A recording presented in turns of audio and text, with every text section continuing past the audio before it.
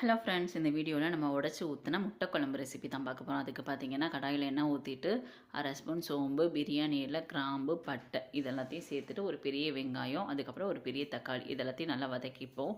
இப்போ பார்த்தீங்கன்னா மிக்ஸி ஜாரில் 4 பூண்டு, ஒரு துண்டு இஞ்சி, கசகசா, சோம்பு, மிளகு, ஏலக்காய், கிராம்பு, அப்புறம் ஒரு கைப்பிடி தேங்காய் இது எல்லாத்தையும் சேர்த்து நைஸாக பேஸ்ட்டாக அரைச்சி எடுத்துக்கலாம். இப்போ இதுக்கு மசாலா பார்த்திங்கன்னா குழம்பு பொடி, கரம் மசாலா, தனி மிளகாய்த்தூள், உப்புத்தூள், மஞ்சத்தூள் இது மட்டும்தான். நல்லா வெங்காயம் தக்காளி வதங்கின பிறகு இதையும் நல்லா போட்டு மிக்ஸ் பண்ணி விடுங்க. மிக்ஸ் பண்ணி விட்டு கொஞ்சம் தண்ணியை ஊற்றி நல்லா வெங்காயம் தக்காளி வேகிற அளவுக்கு விடுங்க.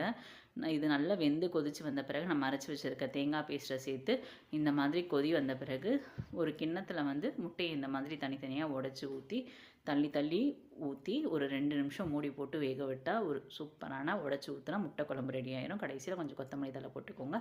Thank you friends.